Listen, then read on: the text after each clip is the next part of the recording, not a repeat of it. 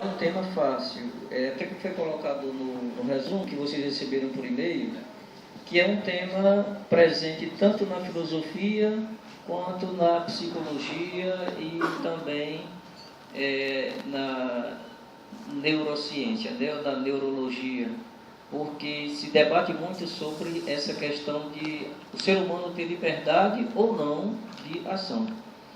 Eu vou pedir até licença a vocês para tirar os óculos, porque eu prefiro ler sem os óculos, aí para ficar o tempo inteiro colocando e tirando os óculos. E eu vou ler muitas passagens aqui da Bíblia, porque se a gente fosse prender a filosofia, ou mesmo a psicologia, a gente não vai achar uma resposta satisfatória. Eu não considero como resposta satisfatória o que nós temos, né, em relação a essas outras ciências.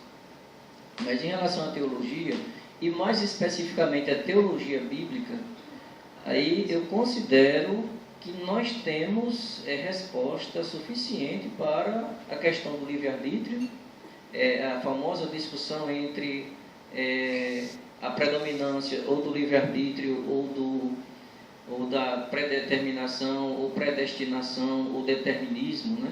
Mas nós encontramos solução para isso porque na Bíblia não vai depender apenas da leitura que nós fazemos, vai depender da reflexão, vai depender muito da fé.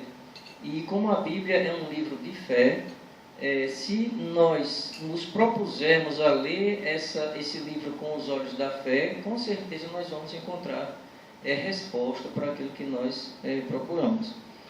Então eu vou me ater a muitos textos da Bíblia, começando lá do Gênesis, né, até textos do Novo Testamento, até a carta de São Tiago, passando por um trechinho de São Paulo, mas para mostrar justamente que nós temos a predestinação como sendo um dom de Deus, mas não é um dom que exclua o livre-arbítrio.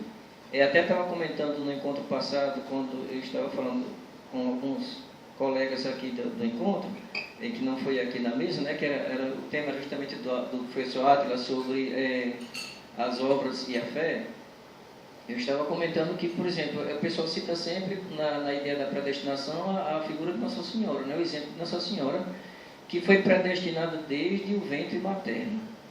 E São João Batista, que também foi um predeterminado, porque o próprio Cristo vai fazer o elogio dele, dizendo que não existe ninguém nascido de mulher que seja maior do que João Batista. E ele vai completar depois. No entanto, o menor no reino de Deus é maior do que João Batista. Então, como é que fica essa questão? Ele foi predestinado por Deus para ser o maior de todos? Foi sim, porque pela nossa fé nós sabemos que Adão, a figura justamente do primeiro casal da humanidade, a figura de Adão e Eva, foram as pessoas, né, Adão e Eva foram as pessoas que primeiro desobedeceram a Deus. Eles tinham uma orientação de Deus e não seguiram, e aí eles cometeram o pecado de se afastar de Deus. É o pecado chamado o pecado do orgulho, o pecado da arrogância, né, e combinando com a desobediência. E depois que eles se afastaram de Deus, todos nós nascemos com o pecado chamado original, ou seja, aquela mancha que Adão adquiriu passou para toda a humanidade. E dos nascidos de mulher, quem nasceu sem o pecado original foi justamente São João Batista. Então é por isso que Jesus vai dizer que não existe ninguém nascido de mulher maior do que João, porque ele nasceu sem o pecado original. Vocês observem, ele não foi concebido sem o pecado original. Concebido sem o pecado original dos seres humanos, só Nossa Senhora. Agora, ele nasceu sem o pecado porque durante a visita que Nossa Senhora fez a Santa Isabel, no momento em que Nossa Senhora saúda Santa Isabel, aí diz Santa Isabel que a criança estremeceu no ventre dela. Aí toda a igreja interpreta, foi nesse momento em que ele ficou livre do pecado original, ou seja, ele não foi concebido sem o pecado original, mas ele nasceu sem o pecado original. A partir do momento que ele estava no ventre da mãe dele, ele ficou limpo do pecado original e ele nasceu sem pecado original. Por isso que Cristo vai dizer, dos nascidos de mulher, não existe ninguém maior do que João. No entanto, o menor no reino de Deus vai ser maior do que João. Aí nós já temos nesse texto um exemplo justamente da liberdade, do mistério da infinita liberdade de Deus, né, que Deus concede que uma pessoa que tenha nascido com o pecado original qualquer um de nós, seria o caso, poderia se tornar maior do que João Batista. Aí isso maior do que João Batista justamente pela questão da humildade, porque o próprio Cristo vai dizer em outra passagem do Evangelho que aquele que se humilha será exaltado. Então nós vemos nos exemplos dos maiores santos que nós temos da igreja, só para citar os mais conhecidos, um São Francisco de Assis, por exemplo, e a santa do penúltimo encontro, aqui tratado, que foi Santa Teresinha do Menino Jesus. A humildade é tão grande que ela procurou se esconder totalmente, mas é que, como a palavra de Deus se cumpre e se realiza, ele disse, aquele que se humilhar será exaltado. Ela se tornou depois, ficou conhecida como a maior santa do século XX. É assim que o Papa Pio X vai dizer, São Pio X, um outro santo também vai dizer, a maior santa do século XX, chama-se Teresinha de Jesus. Então vejamos agora os textos, pessoal, da Bíblia, que tratam justamente dessa questão do livre-arbítrio. E vocês vão observar que quando a gente coloca esses textos, geralmente as pessoas interpretam como sendo textos que falam da predestinação, Por quê? Porque vai dizer, olha, foi Deus que quis assim, foi Deus que quis assim. E não se lembra que esse Deus querer assim significa, é um Deus que sabe tudo o que vai acontecer, no entanto, ele não desrespeita a liberdade que o ser humano tem de agir. Então, o primeiro texto, lá do livro do Gênesis, só para a gente ver a questão da liberdade, começa lá no capítulo 2, versículos 15 a 17. O que é que diz nesses 3 versículos, justamente em relação ao conselho, à orientação que Deus vai dar para o primeiro casal, humano. 15 a 17 diz assim, o Senhor Deus tomou o homem e o colocou no jardim de Éden para o cultivar e o guardar. Então ele já tinha a missão de cultivar o jardim e guardar o jardim. O Senhor Deus deu ao homem este mandamento: podes comer de todas as árvores do jardim, mas da árvore do conhecimento do bem e do mal não comerás, porque no dia em que dela comeres terás que morrer. Então observe, quando Deus coloca uma condição, significa que o ser humano tem liberdade de ação. Se não houvesse a condição, não haveria liberdade de ação. Quando diz o se você fizer isso, então significa que você pode fazer, ou então você pode não fazer. Tem liberdade para isso, Depois, em relação ao ocultamento, lá no ocultamento do ser humano quando ele peca. No capítulo 3, nos versículos 8 e 9, nós vamos encontrar o seguinte: depois que o casal cometeu o pecado da desobediência, de ter comido o fruto proibido, esse casal se esconde. Aí diz assim no versículo 8: eles ouviram o passo do Senhor Deus, que passeava no jardim à brisa do dia, e o homem e sua mulher se esconderam da presença do Senhor Deus entre as árvores do jardim. O Senhor Deus chamou o homem. Onde estás? Disse ele. O homem respondeu: ouvi teu passo no jardim, tive medo porque estou nu e me escondi. Então observe, se o ser humano não tivesse liberdade, o texto não colocaria que ele teria condições de se ocultar de Deus, de se esconder de Deus. Se Deus fosse o Deus que sabe tudo, no sentido que domina tudo o que acontece, todas as ações humanas, ele não precisaria perguntar onde é que você está, porque ele já saberia de antemão. Então, é justamente a questão, mais um exemplo aqui da liberdade. Depois disso, nós temos, lá no capítulo 4, um dos textos que eu acho mais fabulosos em relação à liberdade humana. Em relação a Caim. Quando Caim, primeiro nós temos de lembrar que Adão era pastor e Caim era agricultor. Abel, o irmão de Caim. Abel era pastor e Caim era agricultor. Então diz no texto do Gênesis, antes desses versículos aqui que nós vamos ler, que Abel fez um sacrifício para Deus e ele apresentou o que ele tinha de melhor. E foi agradável o sacrifício dele a Deus, na oferta que ele fez. No entanto, a oferta de Caim não foi aceita. A interpretação que é dada Abel deu o que ele tinha de melhor para Deus, ofereceu o que tinha de melhor, e Caim deu aquilo que ele achava que Deus não precisava. Ora, se Deus não come, não é humano, então para que eu vou dar o melhor que eu tenho? O melhor fica comigo, vou dar aquilo que tiver de sobra. E porque ele não deu de coração, ou seja, não deu da melhor maneira, então Deus não olhou para o sacrifício dele, para a oferta. E a partir daí, ele já ficou com inveja do irmão. Por quê? Porque vai dizer que Deus abençoou todo o produto do trabalho de Abel e de Caim não.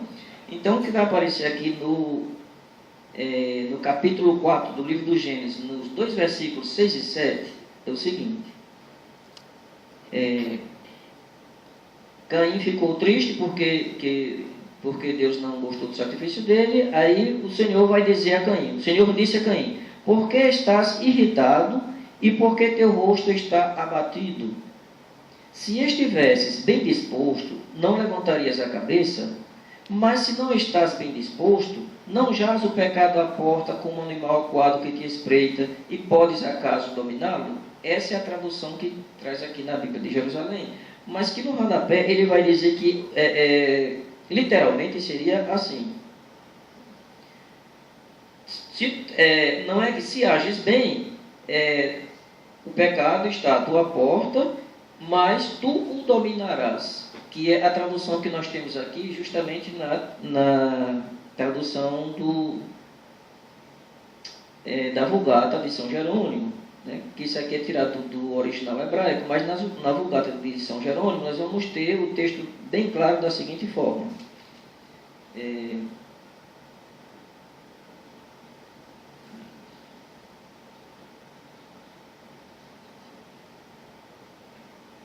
O Senhor disse: por que estás irritado e por que está abatido o teu semblante? Se praticares o bem, sem dúvida alguma poderás reabilitar-te. Mas se procederes mal, o pecado estará à tua porta espreitando-te, mas tu deverás dominá-lo. Então nós não podemos dizer que a pessoa tem obrigação de pecar. O próprio Deus está dizendo aqui a Caim, já no livro do Gênesis, que ele poderia dominar o pecado, se ele quisesse. Se ele quisesse, ele poderia dominar o pecado. Essa mesma ideia aqui de o pecado ficar rondando, São Pedro vai colocar na carta dele dizendo que o pecado ruge, né, em torno do homem como um leão querendo pegá-lo. Então ele pode dominar, não é que ele esteja dominado pelo pecado, é até o contrário, né? Depois nós temos, no mesmo livro de Gênesis, no capítulo 5, uma história resumida de Enoque. Então, no versículo 18 começa aqui a falar sobre Enoque, mas o mais interessante é o versículo 24, que é o último, quando diz assim: Enoque andou com Deus, depois desapareceu, pois Deus o arrebatou. E lá no livro do Eclesiástico, pegando esse texto aqui, no livro do Eclesiástico, capítulo 44, versículo 16, vai dizer que Enoque agradou a Deus e ele é exemplo de conversão para a humanidade. Então os judeus sempre viram a figura de Enoque como um exemplo de piedade, de um sujeito piedoso. Diz o livro do Gênesis que Enoque viveu aqui na terra 365 anos. Quer dizer, os anos de vida de Enoque correspondem justamente aos dias do ano solar, né? E olha que o ano nessa época era ano lunar, mas ele vai viver o equivalente a anos de dia solar, né? Dias de um ano solar, 365 anos, e aí ele foi arrebatado ao céu. Ou seja, ele não sofreu a morte. O próprio Cristo vai dizer que aquele que acredita nele, que crê nele, não morrerá. Os cientistas, eu vi agora essa semana um texto falando na internet justamente sobre uma tese de um norte-americano, né? Um cientista que está afirmando com todas as letras que não existe a morte, né? Quer dizer, quando a ciência vem dizer isso, a Bíblia já tem dito há milênios, mas talvez daqui a um tempo as pessoas acreditem no que o Evangelho de São João vai dizer em relação a que a pessoa não morre se acreditar. O cientista vai dizer claramente, fisicamente a gente se decompõe, etc. Mas como a gente não pode esquecer que existem várias dimensões, aí a gente não pode dizer que o ser humano morre, ou seja, se acaba totalmente, etc. É o que a Bíblia sempre defendeu, né? Voltando, nós temos depois a figura de Noé. Noé, no capítulo 7 do Gênesis, no primeiro versículo, Deus diz assim a ele: entra na arca, tu e toda a tua família, porque és o único justo que vejo diante de mim no meio desta geração. Então Deus vai dizer para Noé que de todas as pessoas que existem na terra, apenas ele é justo, ou seja, apenas ele é uma pessoa honesta, uma pessoa séria, porque o restante estava deteriorado mesmo, o restante da humanidade, a ponto de Deus se arrepender de ter criado a humanidade. É assim que vai dizer o texto, né? Então, significa que, como a gente vai ver também lá em relação à destruição de Sodoma e Gomorra, antes de Deus destruir Sodoma e Gomorra, lá no capítulo 18, do mesmo livro do Gênesis, versículo 16, Deus vai dizer a Abraão, capítulo 18, que se ele encontrar 10 justos, lá no versículo 32, se ele encontrar, capítulo 18, versículo 32, se ele encontrasse 10 justos apenas lá em Sodoma, ele não destruiria. Então significa, ele tinha a intenção de destruir a cidade, estava com esse propósito por causa do pecado da humanidade. Mas, olha aí, agora vem a conjunção adversativa, né? Mas, se, aí vem agora a condicional, se ele encontrasse 10 justos, ele não destruiria Sodoma e Gomorra, né? E nós sabemos pelo relato que não são apenas 2 cidades, né? Sodoma, Gomorra, Adama e Seboim. São 4 cidades. Às vezes até o livro coloca 5, mas só apresenta o nome de 4. E de acordo com a tradição judaica, essas cidades estão situadas justamente onde hoje nós temos o Mar Morto, né? Ou seja, elas foram destruídas, logo depois houve aquele aparecimento de água ali, e uma água com a salinidade, um teor de salinidade tão alto que não nasce um ser vivo ali, nem vegetal, e é ali onde estão sepultadas as cidades, para servir de exemplo para a humanidade. Mas hoje, se o negócio tivesse acontecido há 100 anos, talvez ninguém acreditasse, mas imagine há milênios, né? O pessoal não acredita que ali esteja justamente Sodoma e Gomorra. Depois, no livro do Gênesis ainda, no capítulo 22, de 1 a 18, nós temos o sacrifício de Isaac. Nesse sacrifício de Isaac, nós vamos ver, de novo, Deus mostrando que o ser humano tem liberdade. O que é que Deus faz? Deus chama Jacó e diz, Jacó, pega o teu único filho e Abraão, desculpe pessoal, eu estou dizendo Jacó e estou lembrando aqui que Jacó e Esaú são os 2 filhos de Isaac, né? Estou trocando aqui toda a ascendência, né? Não é nem colocando os descendentes como ascendente aqui. Deus disse para Abraão, né? Pega o teu único filho, Isaac, e vai levar até o monte, a colina chamada de Moriá, e lá tu vai sacrificar para mim. Ora, quando Deus diz isso, Deus todo mundo interpreta como Deus testando a confiança, né, de Abraão. E Deus vai justamente chamar a atenção para a questão da liberdade. Olha, Abraão tem a liberdade de sacrificar o filho ou não? Será que se Abraão dissesse, eu não quero fazer isso porque é o único filho que eu tenho, Deus não compreenderia?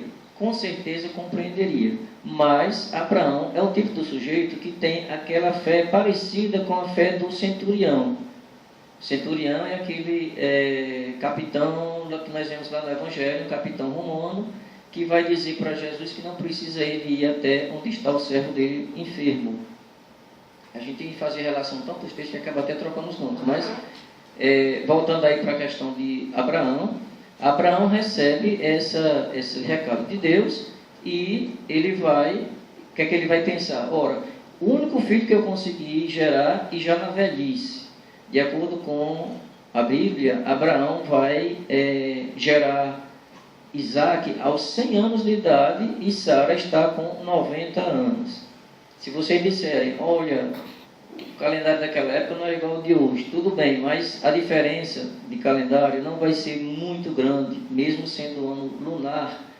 E nós não podemos esquecer que os antigos sabiam matemática, né, tão bem quanto hoje, porque a matemática é uma ciência exata. 2 mais 2 não são 4 só a partir de Cristo não, né? Antes de Jesus já eram 4 mesmo. E a diferença não é tão grande de calendário. Inclusive, nós vamos encontrar no próprio livro do Gênesis, depois do dilúvio, Deus dizendo que a humanidade, no máximo, o ser humano vai viver 120 anos. E 120 anos nós vimos até pouco tempo pessoas chegando a essa idade, né? 114, 115, tem gente por aí que está com essa idade. Então não está tão longe do que está na Bíblia. Então não podemos dizer que a matemática é tão diferente. Mas o que a gente estava dizendo é que Abraão deve ter pensado, olha, eu estou com 100 anos, minha mulher com 90.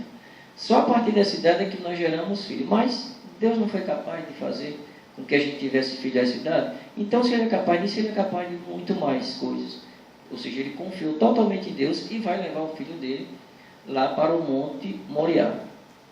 De acordo com a tradição, o Monte Moriá é onde justamente se situa a colina onde foi construído o Templo de Jerusalém.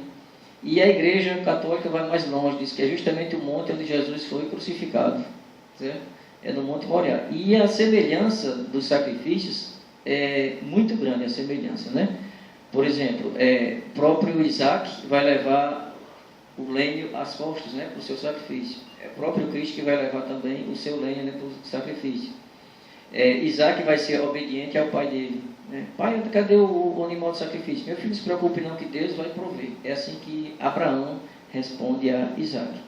E leva e chega lá, ele sem, vamos dizer assim, sem revolta nenhuma, vai ser sacrificado. O pai o amarra no feixe de lenha e vai matá-lo para cumprir aquilo que Deus tinha ordenado. Ele não se rebela, né? Isaac não se rebela. Então, muito parecido. A única diferença que nós vamos ter é no final da história. Deus não consegue ver um pai matar o próprio filho, mas ele dá o próprio filho dele para que morra pela humanidade. Então, isso aí se a gente for comparar, é um amor mesmo só de Deus, né? É um amor infinito. O ser humano não seria capaz disso. Mas Deus não consegue deixar o pai matar o filho. Diz o texto aqui, o anjo segura a mão de Abraão. O anjo, quando aparece no livro do Gênesis, é simplesmente uma substituição que o judeu faz, para não dizer que é a mão de Deus, porque ele acha que seria muito antropomorfismo, né, de Deus, dizer que Deus está segurando ali a mão de Abraão, mas é Deus que pede para que Abraão suspenda o sacrifício e reconhece a obediência de Abraão e faz uma promessa para Abraão, né? Deixa eu ver se eu anotei aqui acho que é o finalzinho, versículo 18. Versículo 18 de Gênesis 22, né? Gênesis 22 que eu tinha dito para vocês. O que é que Deus diz aqui para Abraão? No versículo 16, Deus diz assim para Abraão: juro por mim mesmo, palavra do Senhor, porque me fizeste isso, porque não me recusaste teu filho, teu único, eu te cumularei de bênçãos, eu te darei uma posteridade tão numerosa quanto as estrelas do céu e quanto a areia que está na praia do mar. E tua posteridade conquistará a porta de seus inimigos. Por tua posteridade serão abençoadas todas as nações da terra, porque tu me obedeceste. Então significa que Abraão teve liberdade de escolha. Se não tivesse, Deus não estaria fazendo uma promessa dessas para ele. Se ele tivesse apenas a obrigação de fazer isso, então Deus já tinha pedido, ele tinha mais que obedecer e pronto. Ou seja, não teria de contestar nada, nem de pedir nada. Aliás, ele também não pede, mas Deus promete, Deus jura. O interessante é que Deus jura por ele mesmo. Então, se Deus jura por ele mesmo, significa o juramento dele não pode ser falso nunca. Imagine ele jurando por ele, né? É para só enfatizar mesmo que é um juramento que até hoje perdura.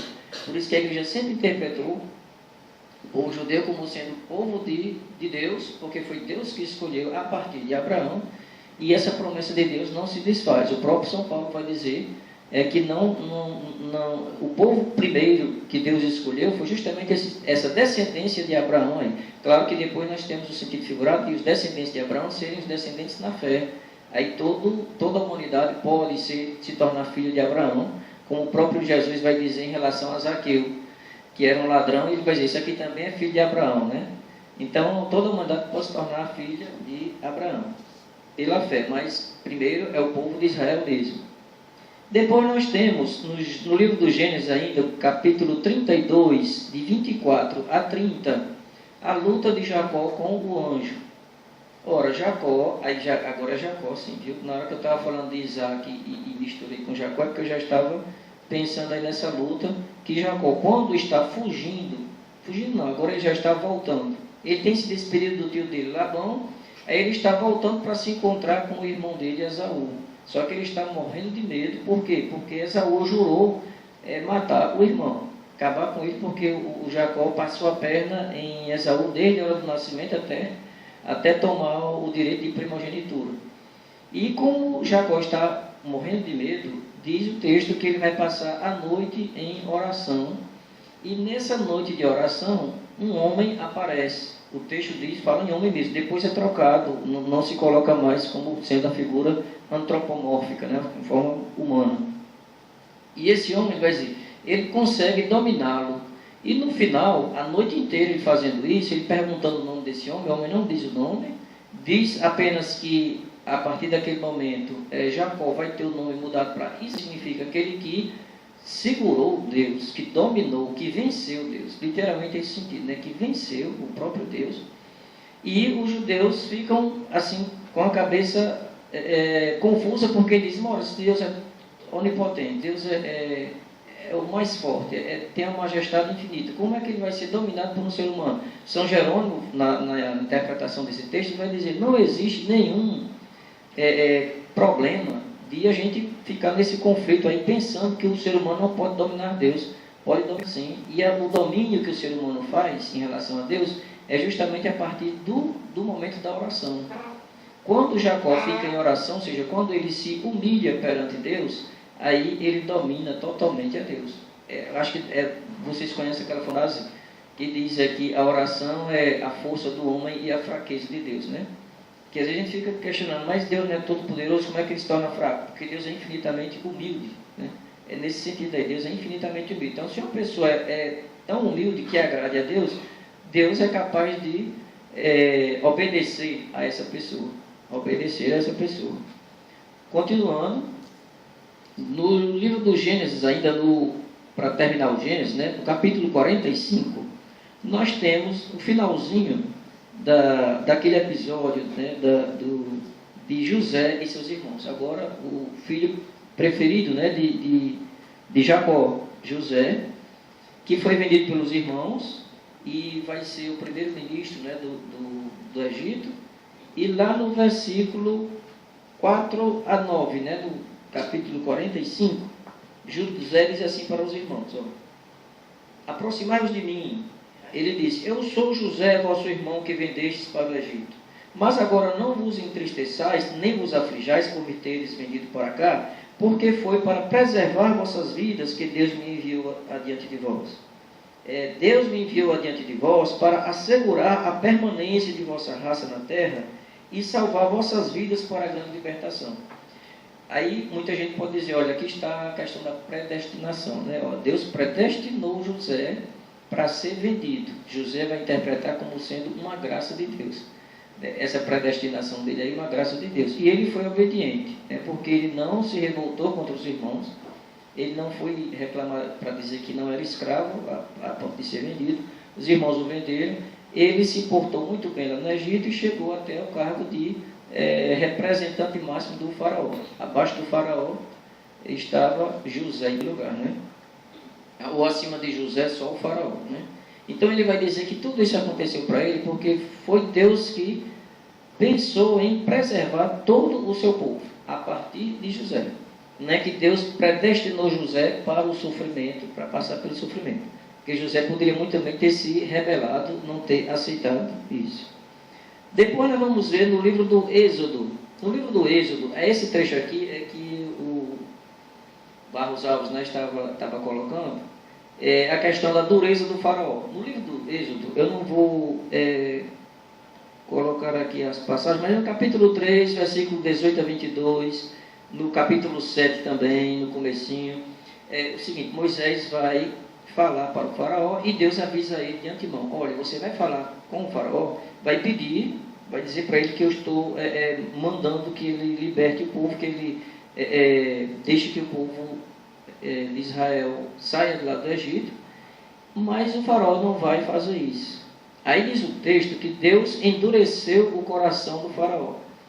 A impressão que nós temos é que Deus não deu liberdade para que o faraó agisse, porque é o próprio Deus que está fazendo isso. Ora, os padres da igreja sempre interpretaram. Na realidade, o judeu, quando diz assim, foi Deus que endureceu o coração do faraó, é porque eles não admitem que Deus seja todo poderoso e ao mesmo tempo ele dê liberdade para o ser humano de agir conforme queira. Certo? Deus dá liberdade, o faraó vai se endurecer e não vai libertar o povo, é pela liberdade que Deus dá ao faraó. Mas no texto é colocado que foi o próprio Deus que endureceu o coração. Que aliás é assim que nós vamos ver na interpretação que se faz lá do texto do profeta Isaías, que o próprio Cristo vai citar. Ele vai dizer assim, eu estou falando em parábolas por quê? Porque é justamente para endurecer o coração desse povo, para que eles ouçam e não entendam, para que eles vejam e não percebam o que estão vendo. Então dá a impressão que Deus está endurecendo o coração das pessoas para que elas não se convertam. Porque no final do texto até diz isso mesmo, né? Para que eles não se convertam e eu os sare. Então Deus não quer que ninguém se converta e Deus cure.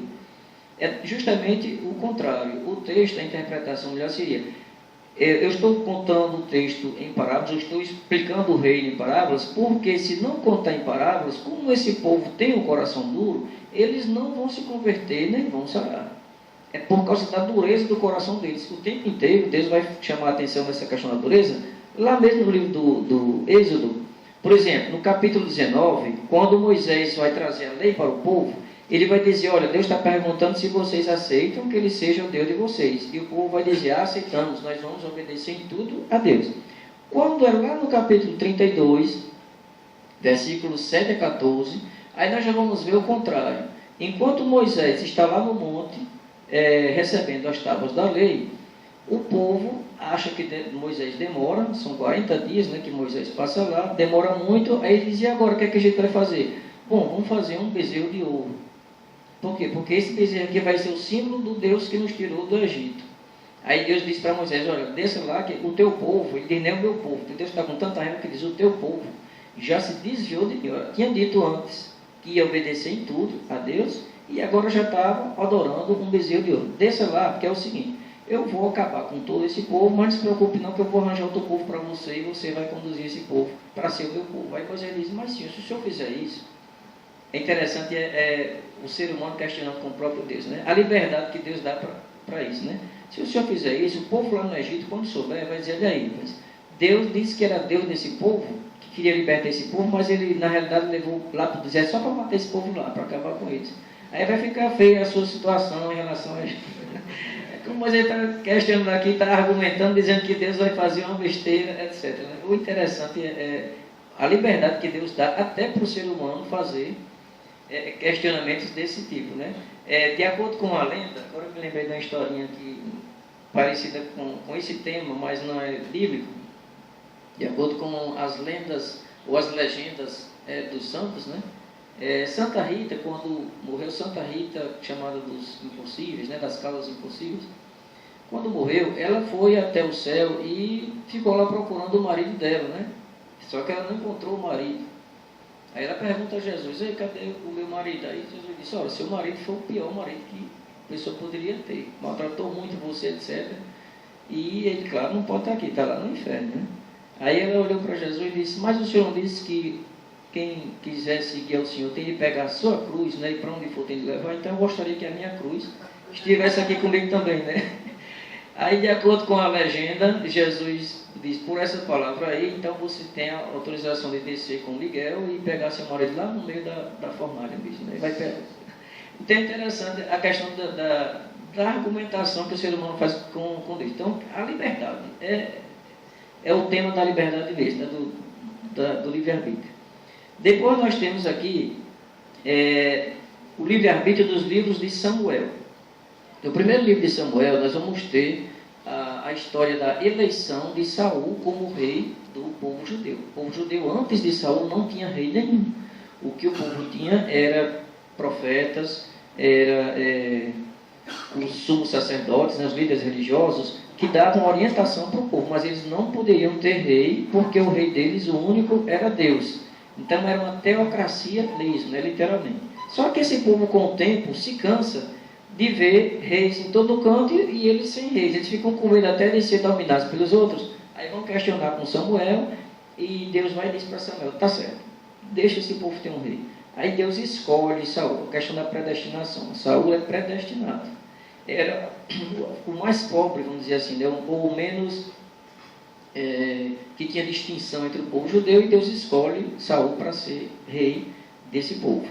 Saul vai ser o rei deles, mas só que Saul, apesar de sua predestinação como rei, ele vai cometer pecado sobre pecado que desagrada totalmente a esse Deus. Então o primeiro pecado que ele comete está lá no capítulo 13, versículos de 1 a 14, que é em relação a uma situação lá de oferenda, de sacrifício.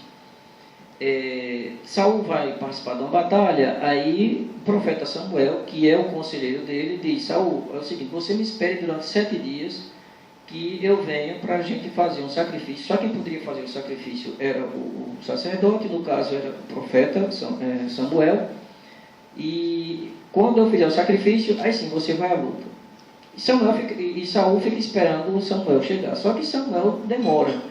Eu acredito que ele não tinha chegado no 7º dia, tinha chegado no 8º, né? Porque Saul vai dizer que esperou muito por Samuel, Samuel não veio, o povo começou a ir embora, ele ficou com medo de perder a luta, aí ele mesmo vai realizar o sacrifício. Quando ele está realizando o sacrifício, Samuel chega e diz: rapaz, por que você fez isso? Não é porque eu tive medo que o povo estava indo embora, mas não era para você fazer, ele disse que você esperasse. Olha, como você não esperou, Deus está dizendo que vai tirar o reino da sua mão. E Deus não tira.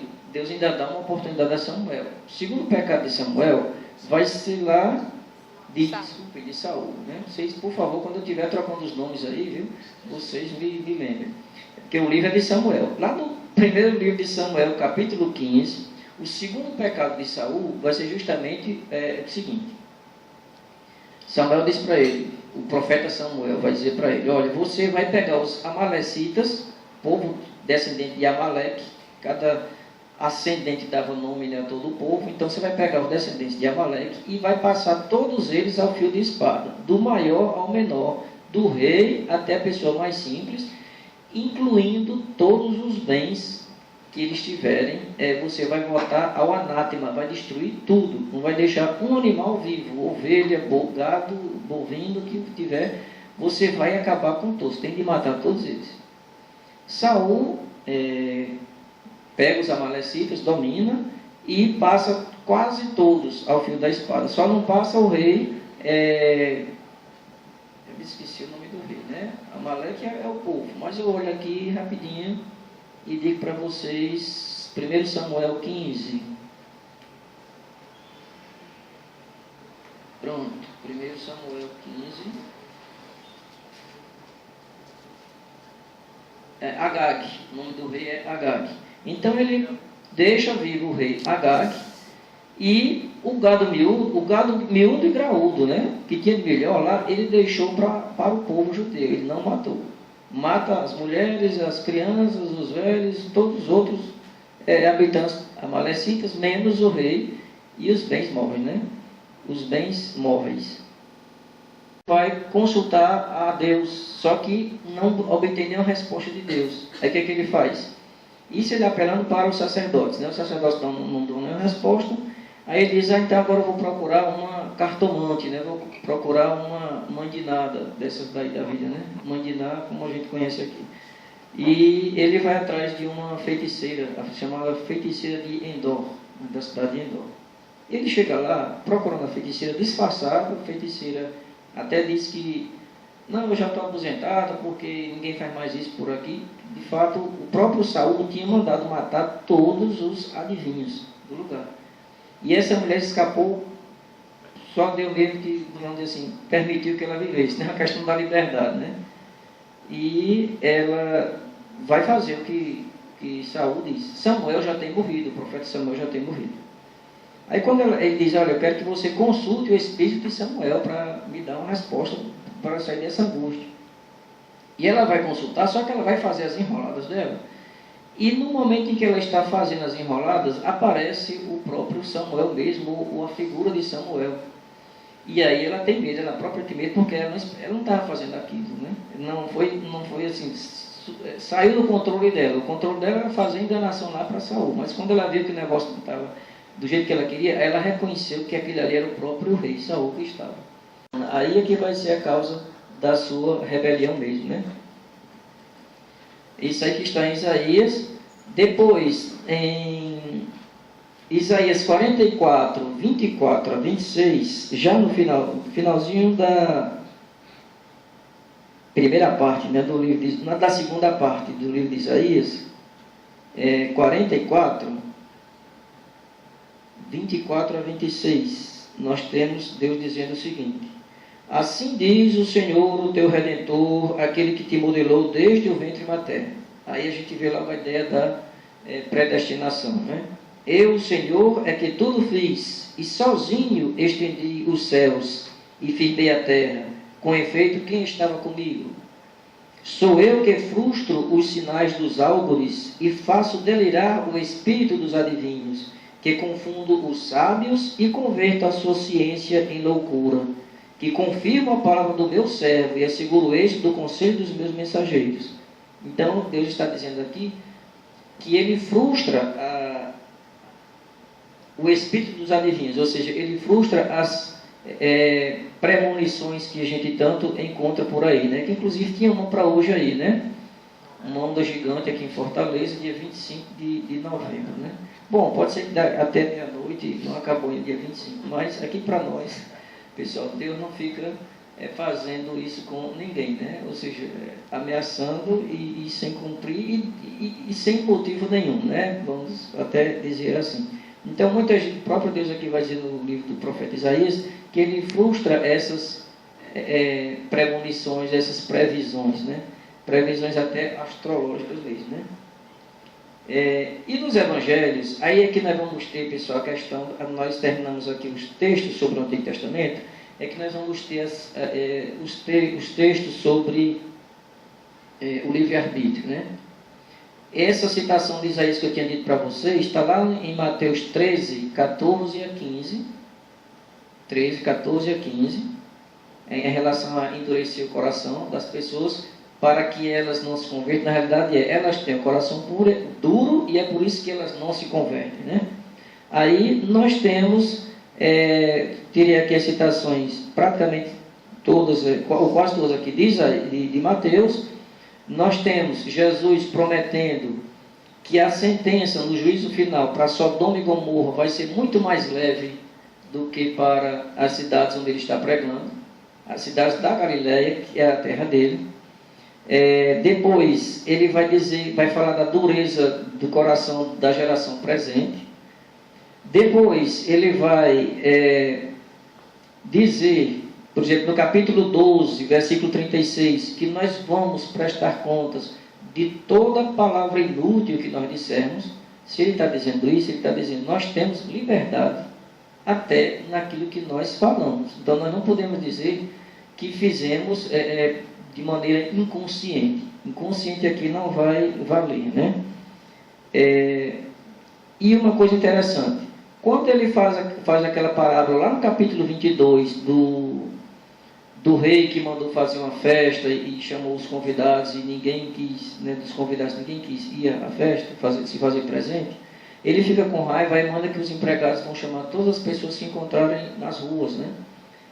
Os pobres, os aleijados, os cegos, os coxos, ou seja, pessoas que, de acordo com os textos bíblicos, não poderiam participar de nada, de nenhum sacrifício, né, no templo, porque tinham defeitos físicos, tinham taras físicas, né? E Jesus vai dizer que são esses aí os convidados. Agora o interessante é que no final, o dono da festa vem, apesar de ter chamado todo mundo, e ter dito que todo mundo era para ir para a festa dele, ele vai chamar a atenção de um sujeito que não está lá com a veste da festa, com a roupa de festa. Aí o dono da festa vai perguntar, por que é que você entrou aqui assim? E, de acordo com o texto, a pessoa não vai responder nada. Aí o dono da festa diz, então pega esse aqui, amarre mãos e pés e joguem fora. Ele vai ficar na zona na geena. Ora, o interessante, olha, Deus convoca todo mundo. E de uma certa maneira os padres dizem, há uma obrigação aí de entrar, são obrigados a ir para a festa, né? No entanto, essa veste representa justamente a liberdade que nós temos. Ó. O convite é de Deus. A festa é de Deus, mas a roupa é nossa. Então nós fomos convidados, mas não significa que porque Deus nos convidou, nós vamos entrar de qualquer maneira, não. Nós temos de estar adequados para essa festa, ou seja, nós temos de nos preparar, nós temos de nos converter para poder entrarmos nessa festa. Então é onde está a liberdade do ser humano. Ele foi convidado, mas ele tem a liberdade de vestir a roupa, ou seja, de fazer a preparação para ir para essa festa. Não é porque foi convidado que tem que ir lá de qualquer maneira, né? Outros textos interessantes é sobre Judas Iscariotes. Lá no versículo 24 do capítulo 26 de São Mateus, Jesus vai dizer que ai daquele, né, porque por quem ou através de quem o Filho do Homem vai ser entregue. Seria melhor que ele tivesse nem nascido. Então, quando diz isso, está dizendo, ele teve liberdade de fazer isso. Ele diz, o Filho do Homem vai ser entregue como está escrito. Jesus ser preso e condenado, ele vai dizer, eu vou cumprir as Escrituras. Mas a pessoa que vai entregar, aí ele tem liberdade de fazer isso. Entenderam? Não, a pessoa diz, olha, Judas não estava obrigado a entregar Jesus. Não, porque se tivesse, Jesus não teria feito essa chamada para ele. E pode observar que dos 12 apóstolos, apenas Judas é chamado particularmente de amigo na hora em que ele vai trair Jesus. Jesus olha para ele e diz, amigo, por que você está fazendo isso? Por que você está aqui? E ele simplesmente beija Jesus e entrega mesmo, porque ninguém fazia diferença entre Jesus e os outros, e alguns outros dos 12. Então tinha de ser uma coisa acertada, quem conhecia Jesus. Então, como ele conhecia Jesus, ele vai fazer essa entrega. Então ele teve liberdade para isso, teve liberdade de escolha, e ele entregou Jesus deliberadamente, né? Outra coisa interessante, São Lucas vai dizer que Jesus, para escolher os 12, ele passou a noite em oração, né? Está lá em Lucas 6, versículos 12 a 16. Jesus passa a noite em oração. Talvez o único texto do Evangelho, estou dizendo talvez, porque a gente encontra outros que falam que Jesus ficava até tarde rezando, mas não diz que ele ficou a noite inteira. Jesus não dormiu para escolher os 12. Aí a gente pode pensar, olha aí a predestinação, olha, o próprio Jesus escolheu a dele, porque Jesus tinha vários discípulos, e daqueles discípulos todos, ele escolheu 12 para que ele, vamos dizer assim, doutrinasse com mais aprofundamento. No entanto, São João, fazendo ligação entre esse texto de São Lucas com o texto de São João, lá no capítulo 6, versículos 66 a 71, o capítulo 6 é bem longo, porque é aquele que fala sobre a Eucaristia, lá no Evangelho de São João. Então Jesus vai dizer num trecho lá do Evangelho, olha, quem não comer da minha carne, nem beber do meu sangue, não vai ter parte comigo. E os discípulos se afastam. No momento em que Jesus diz isso, eles sentem a dureza da linguagem, mas eles estão falando palavras muito duras, nós não podemos aceitar isso aí, não dá para a gente entender não. E vão embora. E Jesus, no entanto, não vai voltar atrás, não vai dizer assim, eu falei no sentido figurado, vai reforçar, né, sua palavra, vai olhar para os apóstolos e perguntar assim, e vocês também não vão embora? São Pedro é que vai responder pelos 12, ele vai dizer, mas Senhor, nós vamos atrás de quem? Só o Senhor é que tem palavras de vida eterna. Né? Aí Jesus vai ser mais cruel ainda, ou seja, Jesus não vai já elogiar os apóstolos, vai dizer assim, não fui eu que escolhi vocês, ligando lá com o texto de São Lucas diz que ele passou a noite em oração, então foi uma escolha que ele fez a dedo, não foi por acaso, né? Ele predestinou aqueles 12. Aí nesse trechinho do Evangelho de São João, ele vai dizer, não fui eu que escolhi vocês, no entanto, um de vocês é o diabo. E no finalzinho, no versículo, acho que já é outro versículo, no 71, né? Versículo 71, do capítulo 6, o próprio texto vai dizer, ele dizia isso referindo-se àquele que eu ia trair, a Judas. Né? Então significa que outro texto para mostrar o mistério da liberdade. Deus é infinitamente livre, e ele é tão livre que ele respeita a liberdade do ser humano de fazer parte do grupo dele e de se revoltar contra ele. Em outras palavras, ele respeita até a liberdade de o diabo entrar no grupo dele. Muita gente até se escandaliza com a igreja, quando diz assim, a igreja tem muita gente que é errada, que essa igreja aí não pode ser a verdadeira, porque se fosse verdadeira, não tinha tanta gente errada, só tinha gente santa. Ora, esse trecho aqui é um dos trechos que mais dão consolação para a gente, né? Porque a gente tem de analisar da seguinte forma, se o próprio Cristo consentiu que o diabo entrasse no grupo dos 12, daquele grupo que ele passou a noite toda em oração para escolher, né? Ele consentiu a presença do diabo ali, imagina no meio dos cristãos que nós temos hoje, da quantidade de cristãos, né? Se a proporção for essa daí, né? Para cada 12, um é o diabo, então de 12 milhões, só 1 milhão vai ser de diabos dentro dessa igreja, dentro dela, não é fora dela não, né?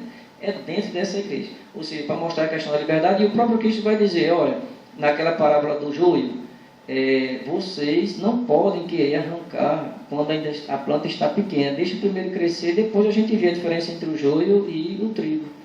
Então muita gente quer julgar, né, quem está na igreja, esse cara aqui não presta. Esse cara aqui não presta, devia sair da igreja, quer botar para fora, quer excomungar. Santo Antônio, acho que você já ouviu esse episódio, as pessoas contando, ele passava às vezes por um sujeito e saudava, né, cumprimentava o sujeito dizendo assim, salve, mártir de Cristo. E o cara simplesmente era o mais errado que tinha na cidade, né? E dizia, esse cara é doido, rapaz, me chamando de mártir de Cristo, eu estou já para dar umas porradas nele. A expressão equivalente é isso mesmo, dá umas porradas nele. Então, dá um murro nesse cara, me chama, só fica me ofendendo. E Santo Antônio sempre dizia, quando passava por ele, tirava o chapéu, ele dizia, salve, mártir de Cristo, né? Sempre o saudava. E até diz uma vez assim, quando você estiver sofrendo martírio, lembre-se de mim, né? E de fato diz que muitos anos depois, esse sujeito saiu de lá da Europa, foi lá para o norte da África, no meio de países muçulmanos, foi tendo de defender a fé cristã lá, foi o único que se colocou do lado de Cristo, né, no meio dos muçulmanos, e sofreu o martírio como Santo Antônio tinha previsto, né? Tinha visualizado já o martírio dele. Então a gente não pode dizer, o sujeito aqui não presta, vamos tirar logo, você sabe lá se na frente ele se converte. Por quê? Porque Deus dá a oportunidade a que a humanidade se converta. E é onde está outro sinal da liberdade desse Deus, né? Ele é tão livre, respeita tanta liberdade humana, que quando foi que ele disse que ia ser o fim do mundo? O próprio Jesus disse, nem eu sei. Aí para não escandalizar, ele disse, só o Pai sabe. Ele quer dizer, e o Pai vai esperar também que vocês se convertam. Está dando sempre a oportunidade da conversão. Deus tem mais esperança na gente do que a gente nele, né? Era para ser o contrário, nós devíamos esperar mais em Deus, mas Deus é que espera tanto pela gente, que Ele está sempre confiando que a gente vai se converter. Não significa que é mentira, que o mundo não vai se acabar, que Jesus estava enganando, dizendo, olha, o mundo vai se acabar e não vai sobrar pedra sobre pedra, e vocês vão ver guerra, mas depois disso